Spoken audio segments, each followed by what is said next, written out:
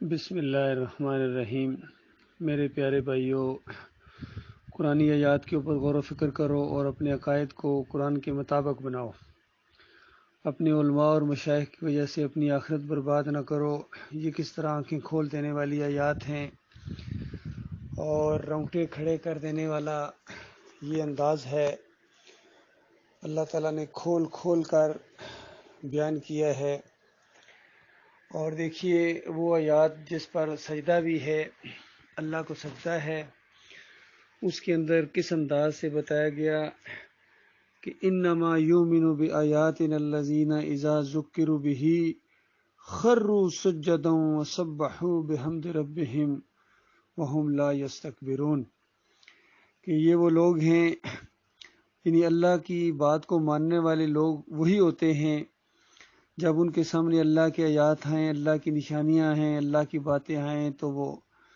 خروا لہ سجدا، دوسری جگہ فرمایا۔ تو یہاں بھی دیکھیے وہی الفاظ ہیں اسی انداز سے کہ انما،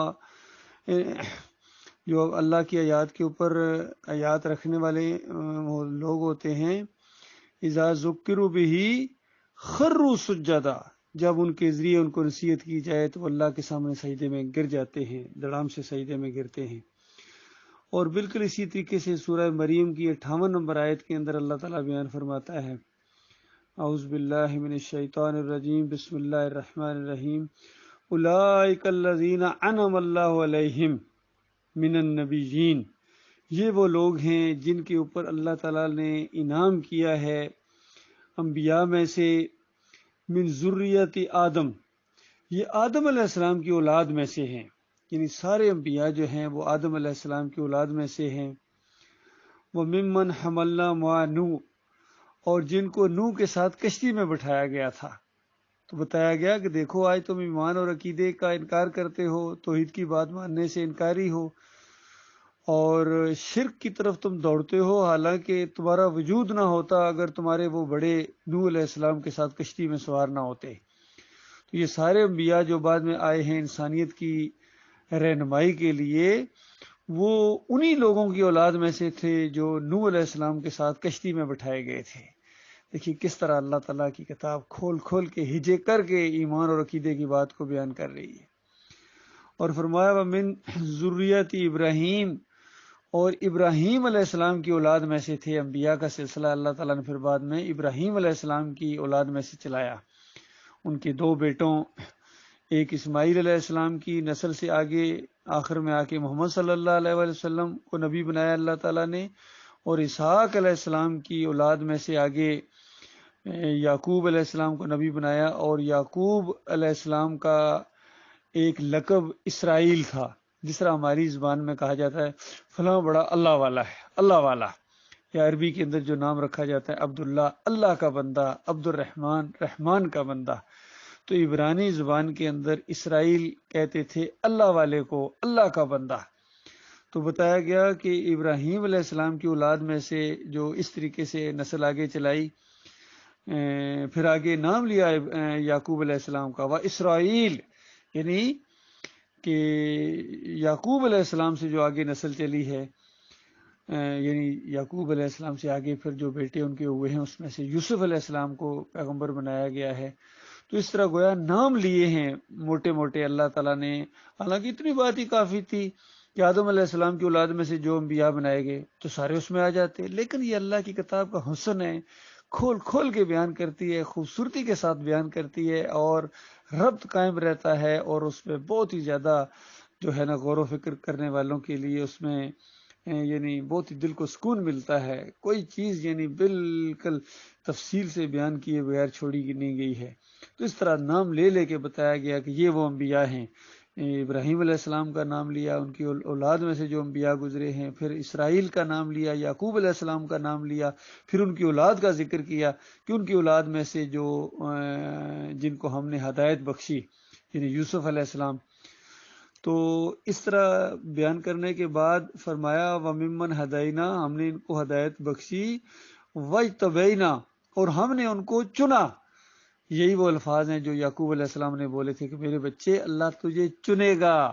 تجھے چنے گا، تجھے منتخب کرے گا۔ یہاں مالک فرماتا ہے جن کو ہم نے منتخب کیا، یعنی یہ سارے انبیاء، اس میں یوسف علیہ السلام بھی شامل ہیں، تو چنا اللہ تعالیٰ نے۔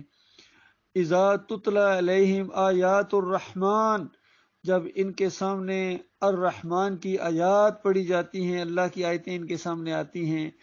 چاہے الفاظ کی شکل میں، چاہے یہ جو حالات واقعات کی شکل میں ان کے سامنے جب آتی ہیں، خروا سجدا و بکیا، اور وہ خروا سجدا، دیکھیں وہی الفاظ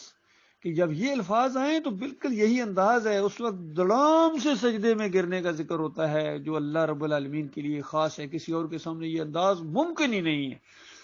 تو اسی طریقے سے دیکھیے سورہ یوسف کی 100 نمبر آیت کے اندر بھی یہی ہے، وَخَرُّوا لَهُ سُجَّدًا، خَرُّوا لَهُ سُجَّدًا، لہو کی ضمیر اللہ ہے، اللہ کی طرف ہے، اللہ کے بندو اس کو یوسف علیہ السلام کی طرف نہ پھیرو، یہ بہت بڑا ظلم اور بہت بڑی زیادتی ہوگی تمہاری، سجدے کا رخ تم نے جو خالص اللہ کے لیے تھا، بالکل قرآن کی دوسری آیات سے بالکل ثابت ہے، انہی الفاظ کے ساتھ یہی انداز ہے، تو وہ تو اللہ کے لیے، اور یہاں تم نے زبردستی پھیر دیا ابن کثیر کے کہنے کی وجہ سے۔ حالانکہ دوسرے مفسرین بھی ہیں جنہوں نے صحیح تفسیر اس کی ہے، اور صحابہ کی اقوال بھی لائے ہیں کہ صحابہ اس کو اس طریقے سے سمجھا کرتے تھے۔ عبداللہ بن عباس کا قول جو مفسر قرآن ہے، بہت بڑے امام راضی لائے ہیں، اور قرآن کے مطابق ہے وہ چیز، جو قرآن کے مطابق چیز ہے۔ اگر امام راضی میں کچھ اور معاملات ہیں تو ان کو تو بات نہیں ہو رہی ہے، بات تو یہاں ہو رہی ہے جو عبداللہ بن عباس کا وہ قول لائے ہیں، اور کسی نے اس کی تردید نہیں کی ہے، کسی مفسر نے اس کی تردید نہیں کی ہے، اور اس کا ذکر بلکہ کیا ہے لوگوں نے کہ امام راضی جو ہیں عبداللہ بن عباس کے حوالے سے انہوں نے کہا ہے کہ یہ سجدہ اللہ کو مسجود اللہ ہے، مسجود کے لفظ ہے تاکہ کسی کو کوئی شک بھی نہ ہو، اور پھر امام بخاری رحمۃ اللہ علیہ اسی انداز سے لائے ہیں، اندازہ لگائیے، تو بات اور پکی ہو گئی۔ اور پھر اس دور کے جو ڈاکٹر مسعود الدین عثمانی رحمۃ اللہ علیہ ہیں، جو بہت ہی موحد عالم دین گزرے ہیں، توحید کی دعوت جنہوں نے اٹھائی ہے اس دور کے اندر، زبردست قسم کی ایک شرک کے راستے کو بند کیا ہے قرآن و حدیث کے دلائل سے، اور ایک بدعت کے اوپر تھوکنا بھی اس اللہ کے بندے نے گوارا نہیں کیا، اس طرح صحیح بات کو سامنے لائے ہیں۔ صحیح بات تو پہلے سے موجود ہے، کوئی ان کی نئی بات نہیں ہے، پہلے سے وہ موجود ہے، صرف اس کے اوپر جو گرد ڈال دی تھی مسلک پرستوں نے، صوفیوں نے، کفر و شرک کی آمیزش کر دی تھی، اس کفر و شرک کو پیچھے ہٹایا کہ اس کو میں انکاری ہوں، میں نہیں مانتا ہوں ان چیزوں کو جو تمہاری اپنی دماغ کی اختراع ہے۔ تو انہوں نے اپنے دماغ سے جو کفر و شرک کے ذریعے یہ مسلک بنائے ہیں، بریلویت، دیوبندیت، اہل حدیثیت، پھر اس کے بعد مردوں کی داتائی، دستگیری، مشکل کشائی، حاجت روائی، ان کے واسطے وسیلے، ان کے رکوع اور سجدے جو ان بے ایمانوں نے اپنی طرف سے ڈالے ہیں، اس کا رد کیا ہے ڈاکٹر عثمانی رحمۃ اللہ علیہ نے، اور پھر فتویٰ لگایا ہے کہ جن کا دماغ خراب ہوتا ہے، جن کا ایمان خراب ہوتا ہے، جن کا عقیدہ خراب ہوتا ہے، وہ اس طرح تفسیر کرتے ہیں کہ یہ یوسف علیہ السلام کو سجدہ ہوا تھا، وہ اس طرح کرتے ہیں۔ تو اندازہ لگائیے اتنی باتیں موجود ہونے کے باوجود محمد حنیف نے اسی طرح تفسیر کی جس طرح پہلے مشرک تفسیر کہتے رہے ہیں، اور جماعت کے اندر بگاڑ ڈالا، انتشار پیدا کیا، اور جماعت کو ٹکڑوں میں اندر کرنے کے بعد مشرک بنا دیا، مجاہدوں کو مشرک بنا دیا اس نے۔ اللہ کے بندوں، میرے پیارے بھائیوں، کتنی دلائل آپ کے سامنے دی جائیں، یہ قرآنی ہدایت ہیں، یہ اللہ کی آیات ہیں جو تمہارے سامنے پڑھی جا رہی ہیں، خالص سمجھ میں آنے والی بات ہے، اور اس کتاب کی آیات ہیں جس میں شک کرنا بھی کفر ہے، اور پھر اس قرآن کی آیات ہیں جس کے بارے میں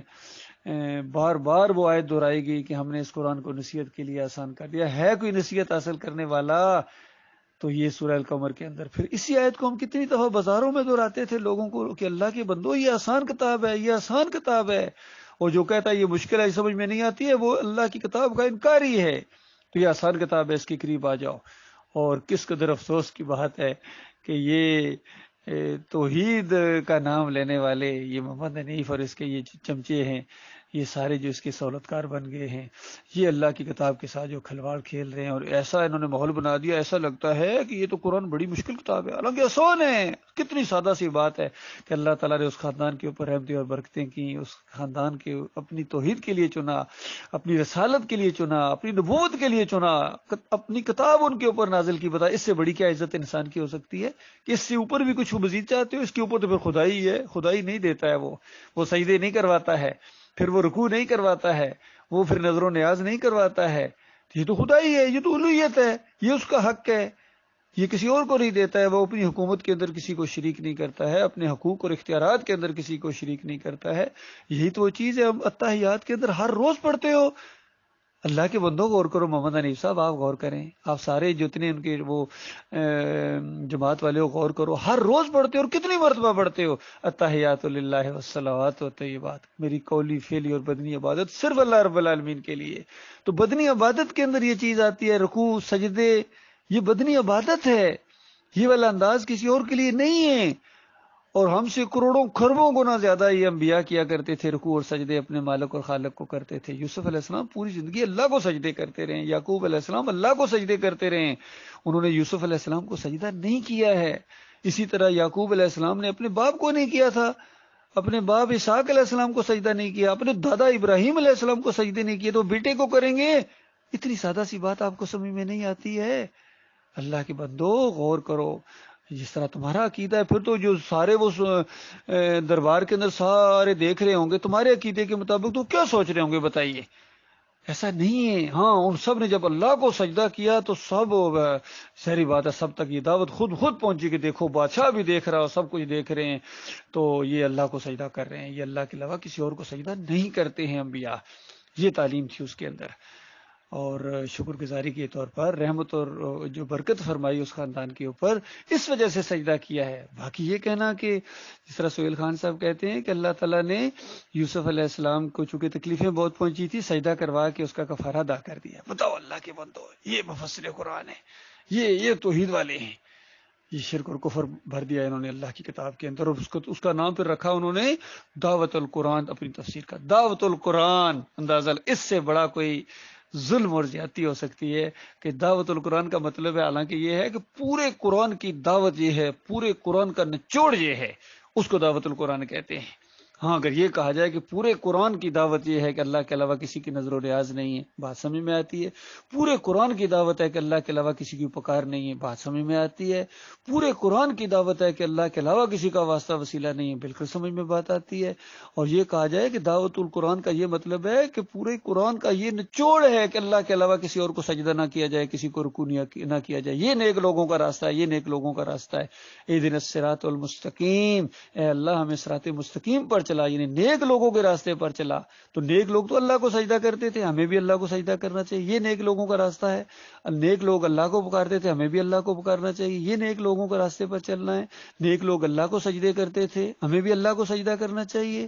تو نیک لوگوں میں تو بڑے بڑے نیک لوگوں میں بلکہ یعقوب علیہ السلام شامل ہیں، یوسف علیہ السلام شامل ہیں، وہ تو اللہ کو سجدہ کرتے تھے، وہ کبھی ایک دوسرے کو سجدہ نہیں کرتے تھے۔ میرے بھائیو ذرا سی اپنی عقل کو کام لو، اپنی عقل سے کام لو،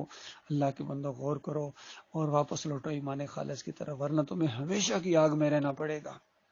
اور اس کے اندر جب غوطے دیے جائیں گے اور پھر کنارے کی طرف آؤ گے، مالک فرماتا ہے اعیدوا فیہا، پھر اس کے اندر دھکیل دیے جاؤ گے۔ اللہ کے بندو لعنتیں بھیجو گے اپنے اوپر، اپنے ایک دوسرے کے اوپر، واپس تو نہیں آ سکو گے۔ اس وقت ہم یاد آئیں گے، پھر کیا کرو گے بتاؤ؟ اللہ کے یہاں فیصلہ ہونے والا ہے اس چیز کا، اور وہ ایمان کے اوپر ہوگا، عقیدے کے اوپر ہوگا۔ یہ نہیں کہ اللہ کی کتاب کے مقابلے میں تم عقیدے رکھو، اللہ کی کتاب کو نیچا دکھانے کی کوشش کرو۔ یہ سب نیچا دکھا رہے ہیں، 6 سال سے محمد حنیف صاحب اللہ کی کتاب کو نیچا دکھا کے اپنی بات آگے۔ اور اگر کسی نے پوچھا بھی سجدہ کس کو ہوا، تو کہنے لگے میری تفسیر پڑھ لو، میری دعوت القرآن پڑھ لو نا، میری پڑھ لو نا۔ بھائی قرآن کیوں نہ پڑھیں؟ آپ کی دعوت القرآن کے اندر تو شرک ہے۔ اسی طرح جس طرح تفسیر شبیر احمد عثمانی کے اندر شرک ہے، جس طرح تفہیم القرآن کے اندر بھی شرک ہے، جس طرح ابن کثیر کی تفسیر کے اندر شرک ہے، جس طرح حضرت کی جو ہے اعلیٰ حضرت احمد رضا خان، ان کی تفسیر کے اندر شرک ہے، جس طرح طاہر القادری کی تفسیر کے اندر شرک ہے،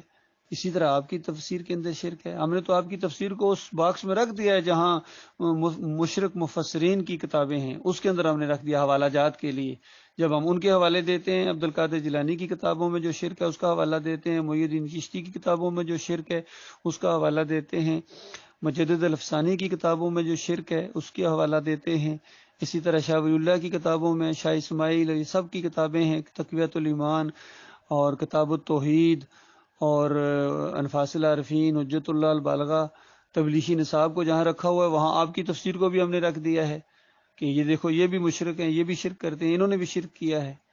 اور یہ آگے جا کے تو اور زیادہ اسی طریقے سے لوگ کریں گے۔ آئندہ آنے والے تو آپ کے اوپر انگلی اٹھائیں گے کہ یہ جماعت ایمان خالص کی بنیاد کے اوپر اٹھی تھی، توحید کے اوپر تھی، حنیف نے اندر کے شرک داخل کر دیا۔ بالکل اسی طریقے سے جس طرح ابھی لوگ گفتگو کرتے ہیں کہ دیکھو